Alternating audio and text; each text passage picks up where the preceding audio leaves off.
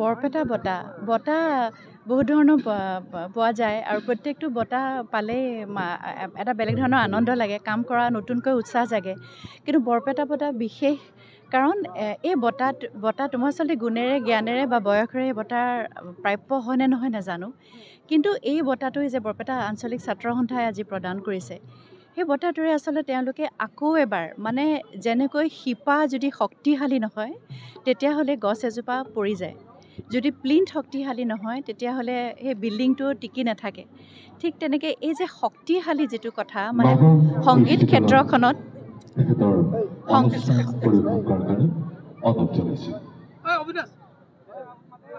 গতিকে যেনেকৈ গছ এজোপা শিপা যেতিয়া শক্তিশালী নহয় তেতিয়া গছজোপা পৰি যোৱাৰ ভয় থাকে, বা প্লিন্থ যদি শক্তিশালী নহয় তেতিয়াহ'লে বিল্ডিং এটাও টিকি নাথাকে। ঠিক তেনেকৈ এই যে শিপা এগৰাকী মানুহ আগবাঢ়ি যাবলৈ সংগীতৰ ক্ষেত্ৰখনত, সাংস্কৃতিক ক্ষেত্ৰখনত, যি ক্ষেত্ৰত এই যি শিপা শক্তিশালী হ'ব লাগে, সেই কথাটো আজি এই বঁটাটোৱে আকৌ এবাৰ শক্তিশালী কৰি দিলে ক'ৰবাত। আকৌ এবাৰ মোৰ গোটেই ঘৰখন, আমাৰ গোটেই সত্ৰৰ লগত আমাৰ জড়িত, আমাৰ দেউতা প্ৰভাত শৰ্মা, মুৰাৰী মোহন শৰ্মা, মোৰ সৰু খুৰা বশিষ্ঠদেৱ শৰ্মা সত্ৰাধিকাৰ প্ৰভু আছিলে। গতিকে তেওঁলোক তিনিওগৰাকী নাই, কিন্তু আজি আকৌ এবাৰ ক'ৰবাত এটা বেলেগ ধৰণৰ সংযোগ যেন মই তেওঁলোকৰ লগত কৰিব পাৰিছোঁ। আৰু দ্বিতীয়তে মানে আচলতে মই এনেকুৱা জেগা এটাৰ ঐতিহ্য, মোৰ এনেকুৱা এটা জেগা এটা, যি জেগাৰ সংগীত লৈ আমি গৰ্ব কৰোঁ, যি জেগাৰ মানুহক লৈ গৰ্ব কৰোঁ। আজিৰ পৰা দায়িত্বটো আৰু যেন অকণমান বাঢ়িল, আজিৰ পৰা সেই শিপাডাল আৰু যেন অকণমান শক্তিশালী হ'ল। এই এৱাৰ্ডটোৱে আচলতে, এই গোটেই বঁটাটোৱে সেইখিনি সুযোগ মোক দিছে, মোক ভাবিছে যে যোগ্য বুলি। গতিকে আমাক যে যোগ্য বুলি ভাবিছে তাৰ কাৰণে মই ছাত্ৰ সন্থাৰ ওচৰত চিৰকৃতজ্ঞ, বৰপেটাবাসীৰ ওচৰত চিৰকৃতজ্ঞ। আৰু এইটো বঁটা আচলতে কেৱল তৰালী শৰ্মাৰ বঁটা নহয়, প্ৰত্যেক বৰপেটাবাসীৰে বঁটা আচলতে। আমাক লৈ গৌৰৱ কৰিব লাগে, বৰপেটাবাসীয়ে বৰপেটাক লৈ গৌৰৱ কৰক। আমাৰ গীত সংগীত নৃত্য কিমানখিনি ধাৰা আছে বিভিন্ন, আৰু সেইবোৰ লৈ সংগীত ক্ষেত্ৰখনত কাম কৰি যাবলৈ এইটো বঁটা আচলতে নতুন এটা আকৌ অনুপ্ৰেৰণা। গতিকে ধন্যবাদ সকলোকে, ৰঙালী বিহুৰ শুভেচ্ছা সকলোকে দিলোঁ। সকলো ভালে কুশলে থাকক। বঁটা প্ৰদান অনুষ্ঠানলৈ আৰু এই বঁটাটোৰ লগত আছে এখন মানপত্ৰ।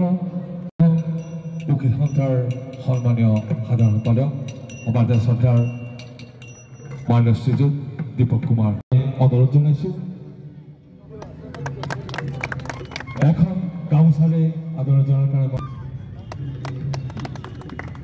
এখন শৰাই প্ৰদান আৰু মানপত্ৰখন দিয়াৰ আগত মই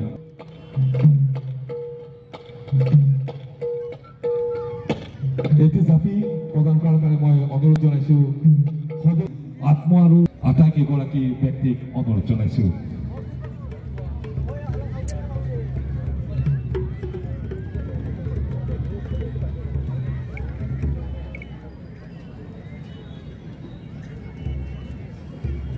অবিনাশ কুমাৰ দাসক অনুৰোধ জনাইছোঁ।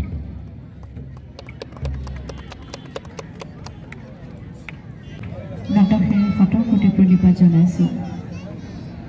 আমাৰ সুন্দৰ দিয়া সত্ৰত শতকোটি প্ৰণিপাত জনাইছোঁ। আজিৰ অনুষ্ঠানৰ উদ্যোক্তা বৰপেটা আঞ্চলিক ছাত্ৰ সন্থাৰ, আৰু এনেকুৱা যেতিয়া বঁটাৰ কথা আহে, সেই বঁটাই আচলতে এটা টনিকৰ নিচিনা কাম কৰে, দায়িত্ব ক'ৰবাত বাঢ়ি যোৱা যেন লাগে। সংগীত যিহেতুকে এই মোৰ বিষয়, সৰুৰ পৰা সংগীতে সাধনা কৰিবলৈ চেষ্টা কৰি আছোঁ। আজিৰ তাৰিখতো আচলতে চেষ্টাহে এটা। গতিকে এই বঁটা মই আহি গ্ৰহণ কৰাৰ কাৰণে হৈছোঁ যে মই দুগুণে উৎসাহ পাম আৰু কিবা অকণমান ধুনীয়াকৈ সংগীতৰ ক্ষেত্ৰখনত কাম কৰাৰ। সেইবাবে আচলতে মই প্ৰথমতে কৈছোঁ যে গুণেৰে জ্ঞানেৰে বা বয়সেৰে মই এই বঁটাৰ আচলতে প্ৰাপ্য হয়নে নহয় নাজানো, কিন্তু মোক যে এই সকল ব্যক্তিয়ে ভাবিছে, গতিকে পুনৰবাৰ প্ৰত্যেকৰে ওচৰত মই নতশিৰে প্ৰণিপাত জনাইছোঁ আৰু কৃতজ্ঞতা জ্ঞাপন কৰিছোঁ। এই বঁটা বেলেগ বঁটাতকৈ কিছু বিশেষ এইটো কাৰণে, কাৰণ বঁটাটোৰ নামটোৱে বিশেষ, বৰপেটা। এনেকুৱা এখন জেগা, মই কাৰ কথা কওঁ, অম্বিকাগিৰি ৰায়চৌধুৰীৰ কথা কম নে প্ৰসন্নলাল চৌধুৰীৰ কথা ক'ম, নে মই বাণীকান্তি কাকতিৰ কথা ক'ম, নে নৰহৰি বুঢ়া ভকতৰ কথা ক'ম। কিমান ব্যক্তিয়ে চহকী কৰি যোৱা এখন ঠাই, আৰু এই ঠাইত সেই একে ঠাইত আমাৰ পৰিয়াল সুন্দৰী দিয়াত আমাৰ পৰিয়াল আপোনালোকে সকলোৱে জানে তেওঁ যি ধৰণে পাঠ দেখুৱাই গ'ল আমাৰ কিমানজনক সত্ৰাধিকাৰ প্ৰভু স্বৰ্গীয় বশিষ্ঠদেৱ শৰ্মা মোৰ খুৰা মোৰ দেউতা প্ৰভাত শৰ্মা মোৰ সৰু খুৰা মুৰাৰী মোহন শৰ্মা আজি তিনিওগৰাকী আমাৰ মাজত নাই কিন্তু আজি এই মঞ্চৰ পৰাই তিনিওগৰাকীকে মই শ্ৰদ্ধা আৰু সেৱা জনাইছোঁ ইমান বেছি পুণ্যভূমি মই আজি আহোঁতে মই কৈয়ে আহিছোঁ মোৰ মাহঁত সকলো আহিছে ইয়াতে অহাৰ লগে লগে আপোনালোকে হয়তো সদায় থাকে কাৰণে অনুভৱ আপোনালোকে ইমান নকৰিব পাৰে কিন্তু এই যে আহোঁ ইয়াতে গোটেই পৰিৱেশটো এনেকুৱা হয় যে অলপ সময়ৰ কাৰণে অহাৰ পিছতো কিন্তু ক'ৰবাত আত্মা পবিত্ৰ হৈ যোৱা এখন জেগা যি জেগাত আহিলে মানুহৰ আত্মা পবিত্ৰ হৈ যায় যি জেগাত আহিলে অসমীয়া সংগীত কিমান চহকী সেয়া মানুহে নতুনকৈ উপলব্ধি কৰিব পাৰে বাহিৰৰ পৰা আজি 7-8 বছৰমান আগতে অষ্ট্ৰেলিয়াৰ পৰা কেইগৰাকীমান শিকাৰো আহিছিল তেওঁলোকক সত্ৰলৈ লৈ গৈছিল আৰু তেওঁলোকে বৰপেটাৰ যিমানখিনি কথা কৈ গ'ল বা ইমানখিনি এপ্ৰিচিয়েট কৰি গ'ল এই কথা আজি ভাবিলেও আচৰিত লাগে পোষণ কৰাৰ কাৰণে অধ্যক্ষ ছাত্ৰ সন্থাৰ মুখ্য সাংগঠনিক সম্পাদক আমাৰ ছাত্ৰৰ ৰঞ্জিত দাসক আন্তৰিক ধন্যবাদ আৰু কৃতজ্ঞতা জ্ঞাপন কৰিছোঁ